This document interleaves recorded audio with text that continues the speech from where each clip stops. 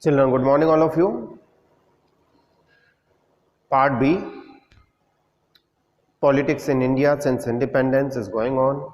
And here we are studying Chapter 9, Indian Politics, Trends and Developments. What had been Chapter 9, the recent developments in Indian politics in the previous syllabus. Now it is renamed as the Political Indian Politics, Trends and Development. Here, so far, we have studied about mandalization or mandal issues. What was the Mandal Commission? That was the committee or the commission what was set up at the second time ever since independence for the upliftment or the welfare of the backward classes, and that is why it is officially known as the Second Backward Classes Commission. And in other words, it is said to be the Mandal Commission, as its head was Bindeshwari Prasad Mandal.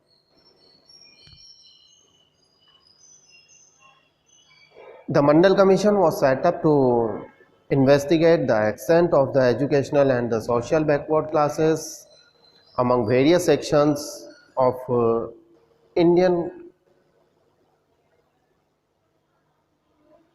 various sections of Indian society. It was to investigate the determinant factors for identifying that backward classes or backward castes.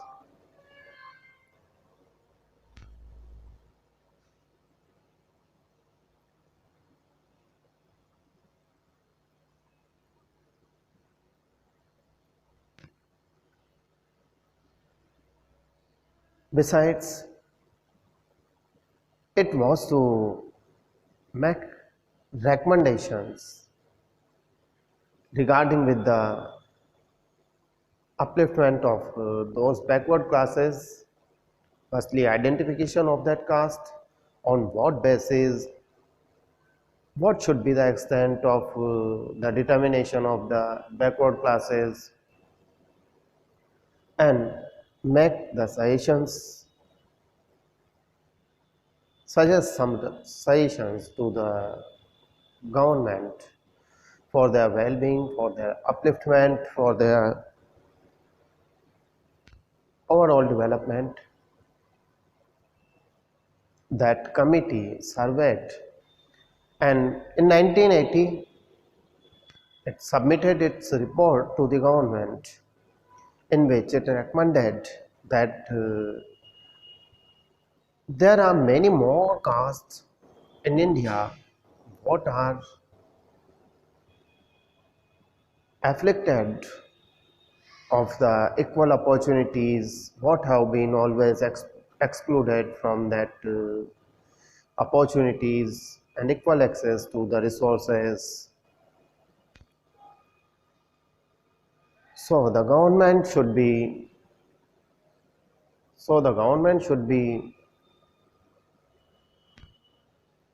reserving the seats in the public sector employment and in the educational institutions.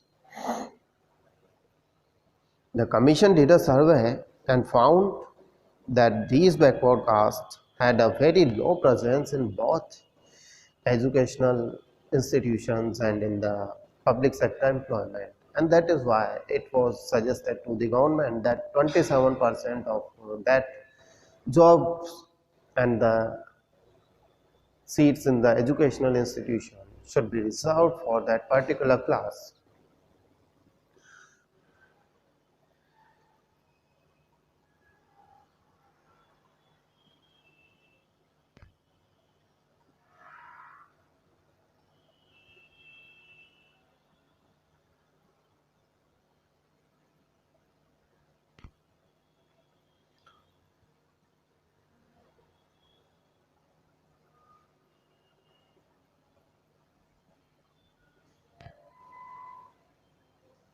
There is one more thing, children.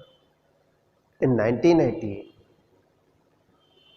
the Janata Party government made that committee or appointed that committee that had fallen.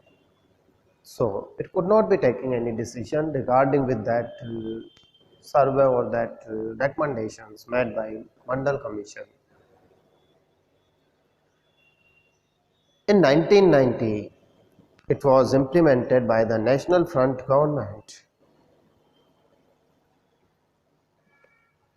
as it had already promised the people for mustering the support of the depressed classes, that if the party comes to power, it will implement the Mandal Commission's recommendations or Mandal recommendations. What it did,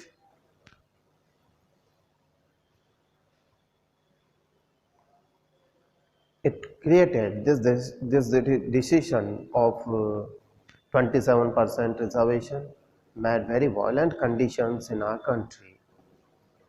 Political fallouts at this era, or in this era when all those political developments were happening, there were many fallouts in the politics.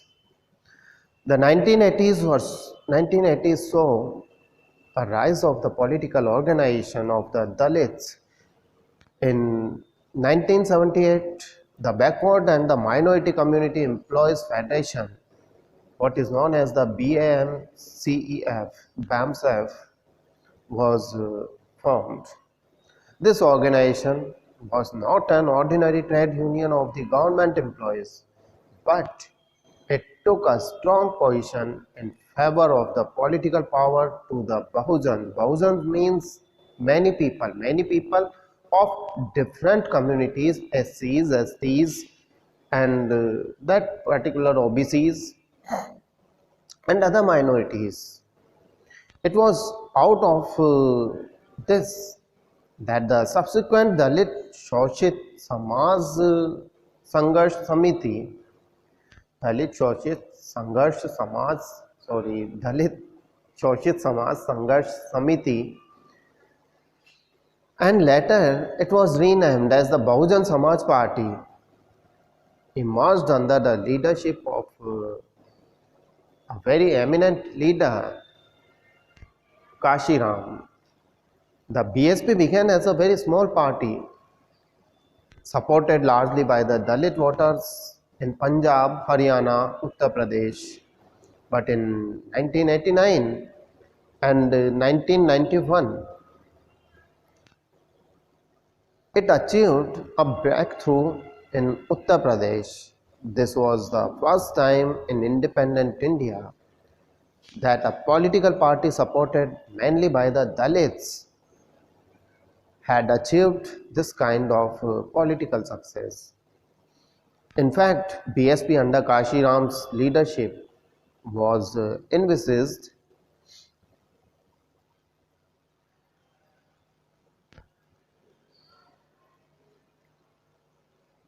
means was seen as the organization based on pragmatic politics. It derived confidence from the fact that the Bahujan, SCs, STs and OBCs, other backward communities and minorities, religious minorities like Christianity, Muslims and Sikhism, all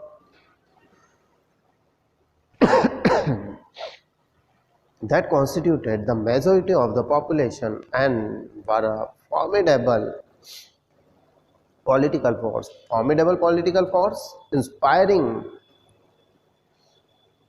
what could be generating fear or respect.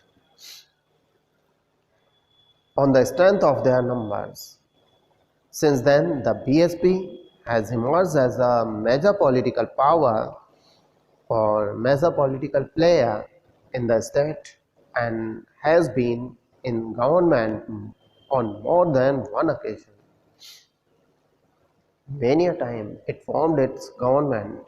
Its strongest support still comes from the Dalit voters, but it has expanded its support mm, now to various other social groups. In many parts of India, Dalit politics and OBC politics have developed independently and often in competition with each other.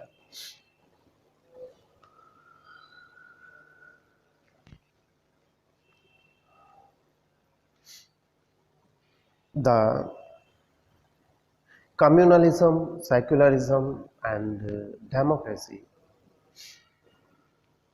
all what we were talking of different communities, what are the parts constituting parts of that BSP. Don't you feel that is, as we are talking of communalism, what about the secularism? We were talking that many religious minorities have joined that BSP, means different religious groups, different communal groups have come together. Then what of that secularism, what India promises to be, and what about the democracy? The other long-term development during this period was the rise of politics based on religious identity, leading to the debate about secularism and democracy. The term secularism must be very clear to you.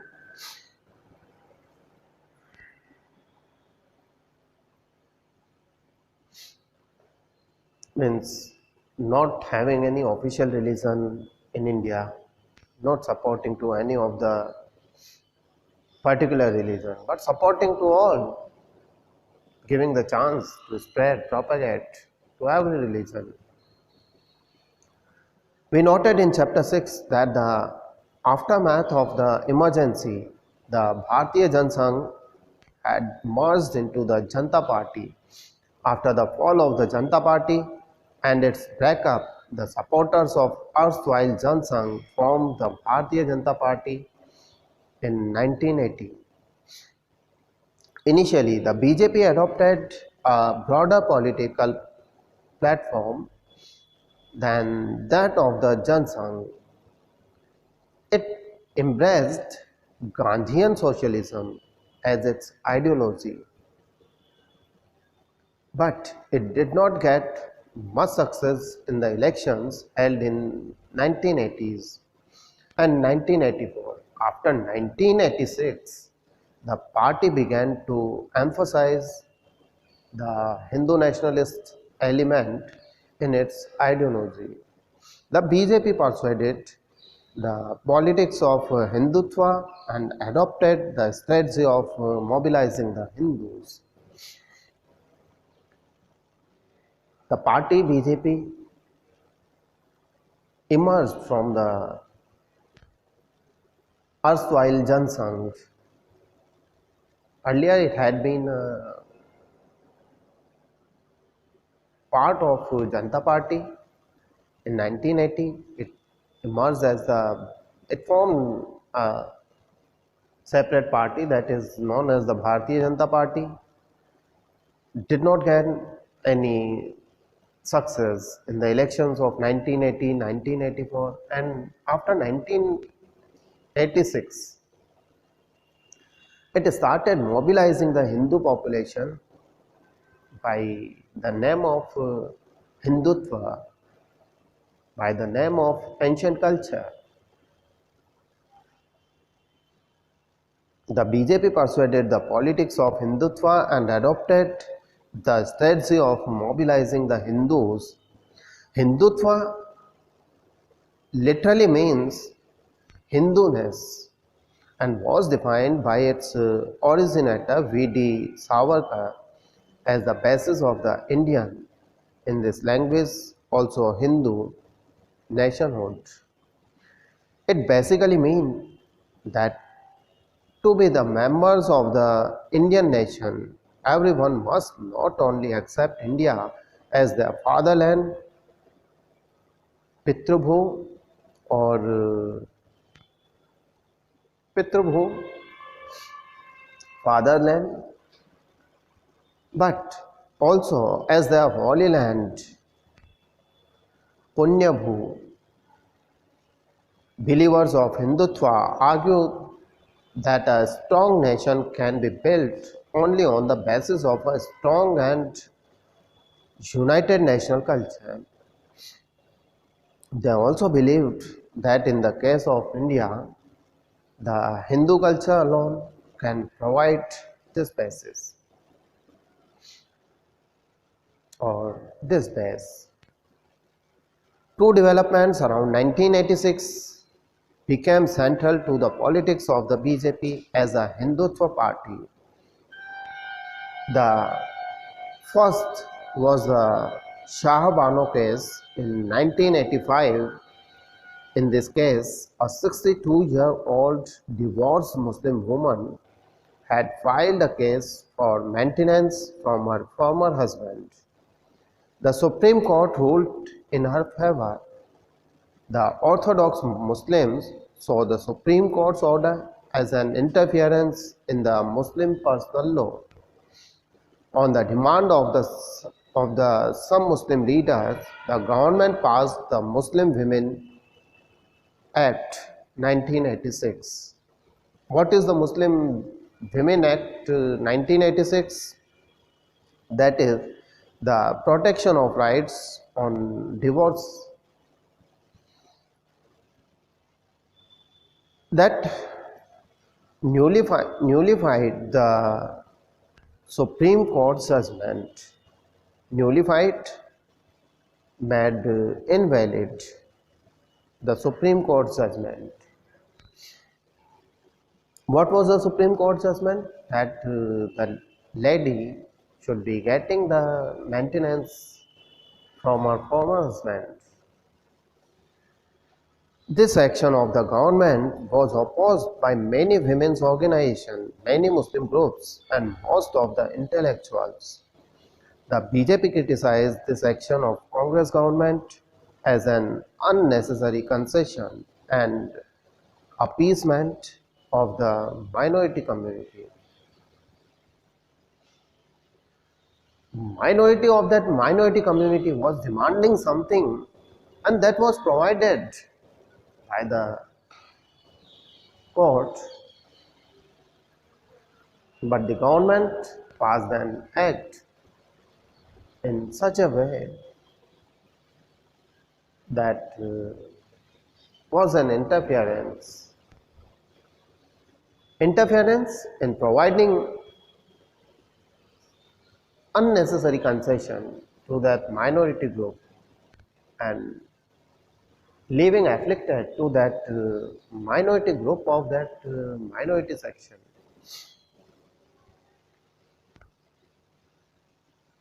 BJP took advantage of this situation. What was the situation? The Supreme Court's verdict was made invalid, nullified, and the issues related with the Muslim women, that the Muslim women should also be promoted. Besides that, there is one more issue that is still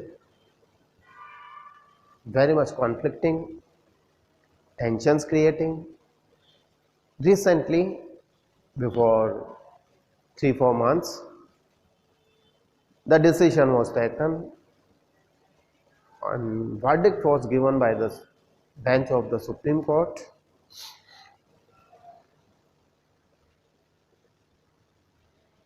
How far that has been accepted by the people, the conditions in future would be clarifying this. We can't say anything. Okay, what was the dispute? Dispute was, if you can be recalling that, what I am talking of, that is the Ayodhya dispute. The second development was the order by the Faizabad District Court in February 1986. The court ordered that the Babri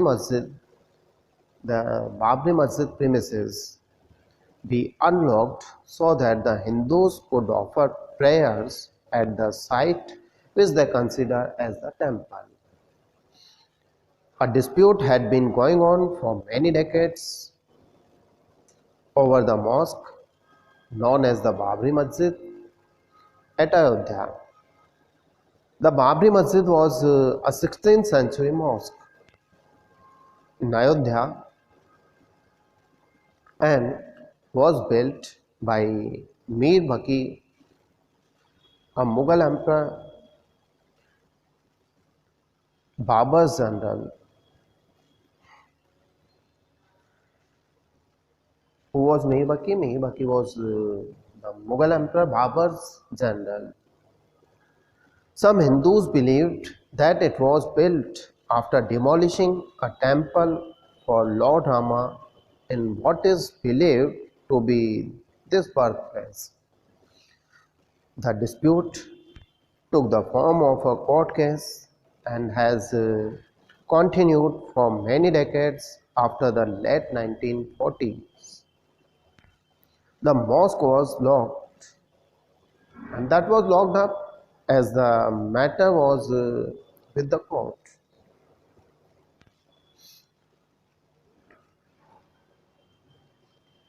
After that, the controversies went on. As soon as the locks of the Babri Masjid were opened, mobilization began on both sides. Many Hindus and Muslim organizations tried to mobilize their communities on this question, and they succeeded in that. Suddenly, this local dispute became a major national question and led to the communal tension. The BJP made this issue its major electoral and political plank. It took the advantage of that. If you could recall the election manifesto of the BJP party in 2014, it promised in its election manifesto, in its agenda, that if the party comes to power, it will make the Ram Mandir over there at Ayodhya. It did not take any action for that temple. Again, in the elections held in 2019, it again raised that same issue and promised again.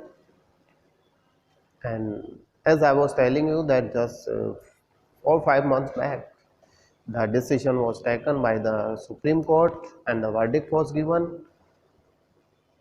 I think the land was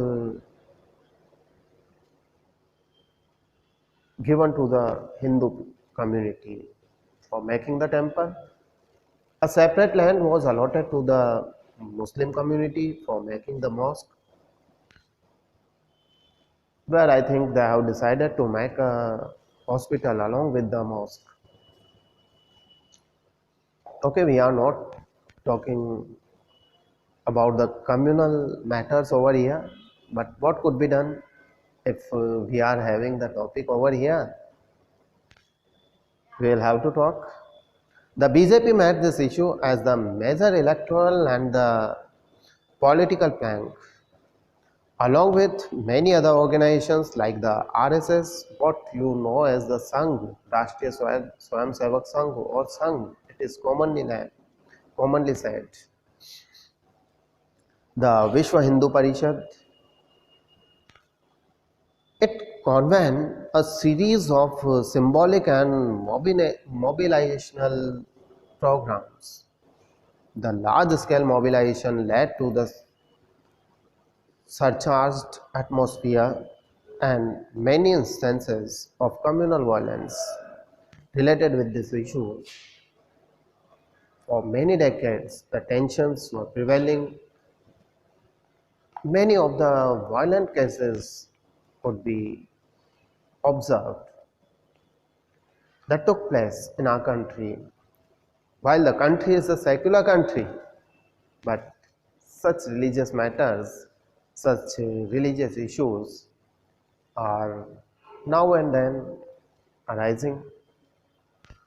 The BJP, in order to generate public support, took a massive march for the Rath Yatra from Somnath in Gujarat to Ayodhya in UP,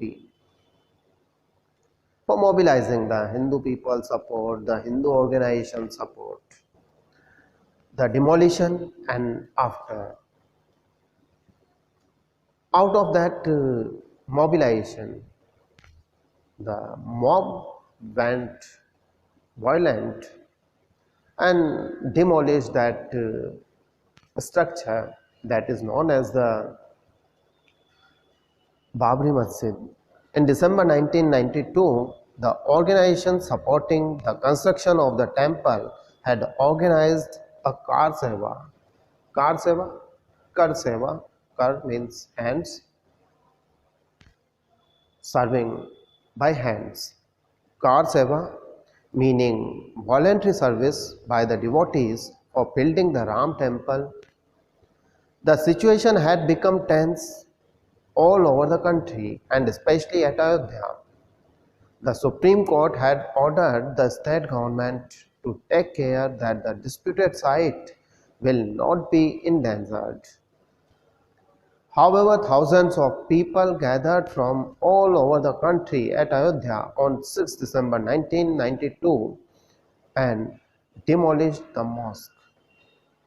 The news led to the clashes between the Hindus and the Muslims in many parts of the country. The violence in Mumbai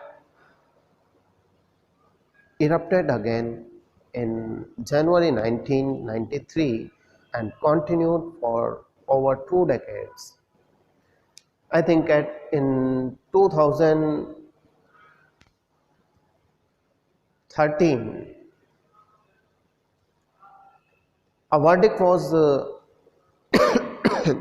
verdict was about to be passed by the Supreme Court, and that day they imposed Article 144 in the country.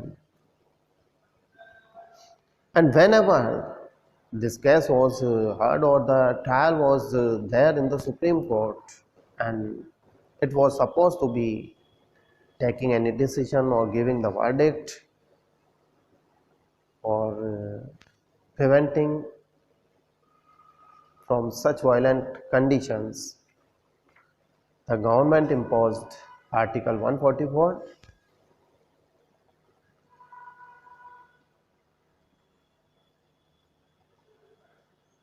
The events at Ayodhya led to a series of other developments.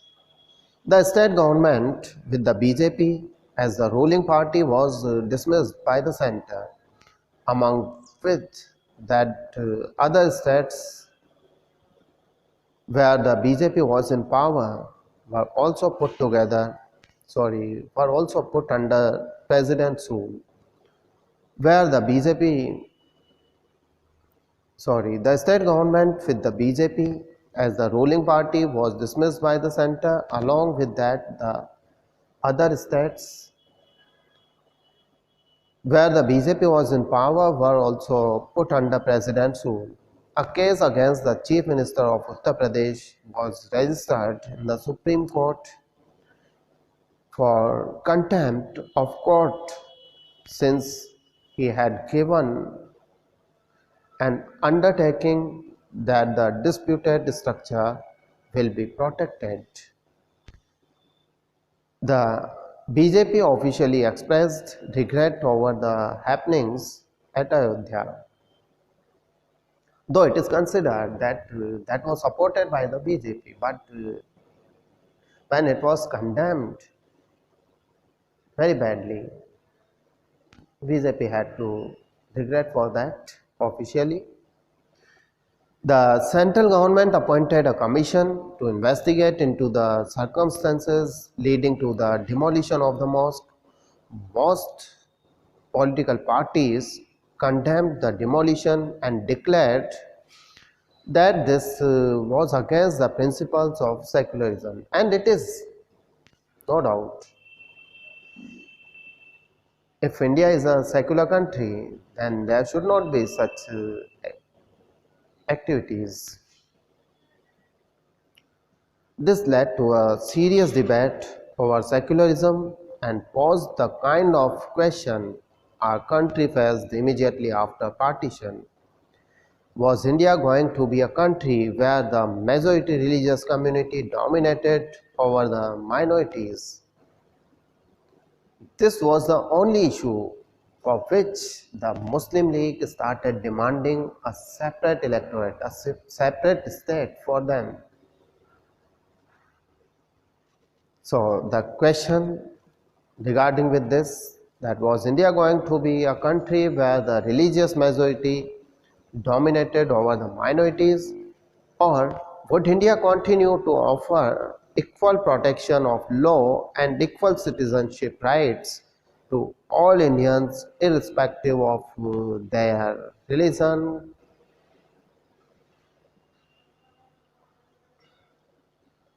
What happened after this? I think now the time is over and we shall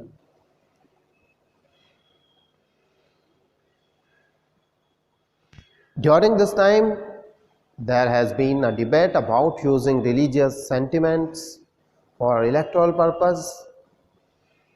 India's democratic politics is based on premise that all religious communities enjoy the freedom that they may join any party and that there will not be any community based political parties. This democratic atmosphere at communal amity has faced many challenges since 1984, as we have read in chapter 8, but we have not read as the chapter is deleted from our syllabus under that 30% of the syllabus reduction.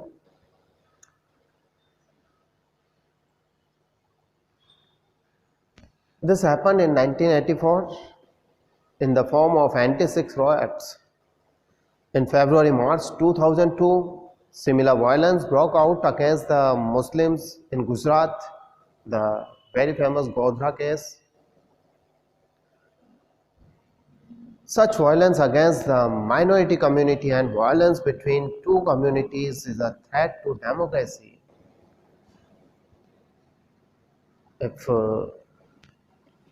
even after the 70 years or 60 years, such conflicts, community-based conflicts arises in our country, it's really a threat to a democracy, to a democratic system. It puts a question mark over to the secularism, what India promises. We shall proceed the chapter in the next class. By the time you stay home, stay safe. May God bless you. Thank you all. Have a good day.